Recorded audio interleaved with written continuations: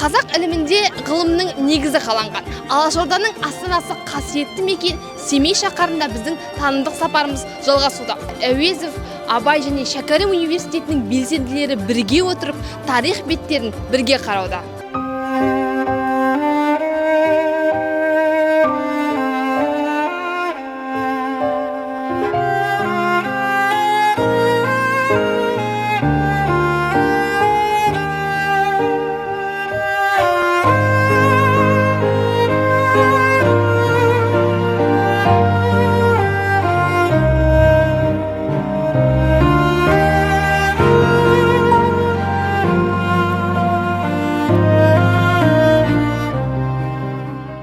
Достар, біз дәл қазір Семей қаласында Абай музейіндеміз. Ал менің артымда орналасқан экспозицияда Семей көрінісі және ақын пайдаланған тарантас.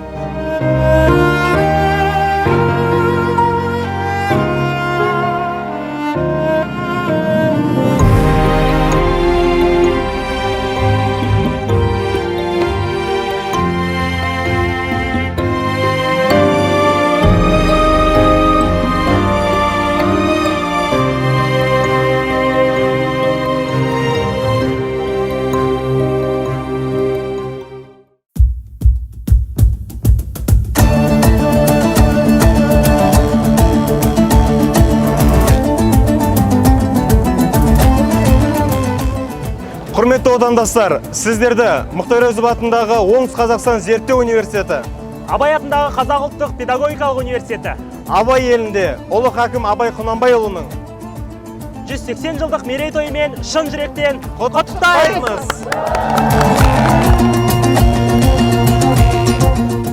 Еліміз аман, жұртымыз тыныш болсын.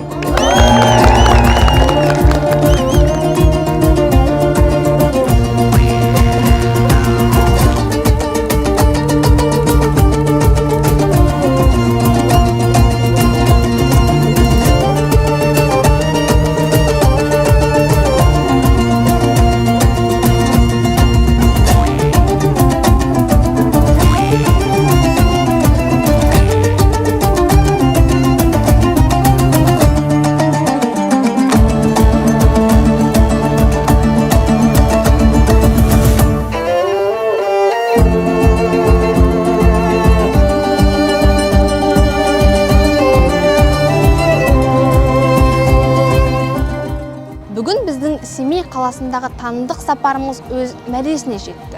Ал ертең Бөрлі ауылына сапарға аттанатын боламыз.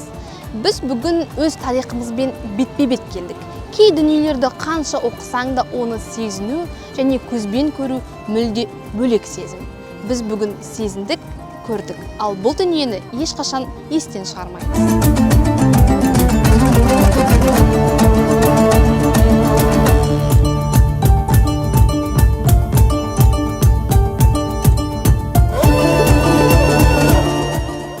Сәлем достар! Біз қазір жастар орталығы, яғни коворкингқа келдік.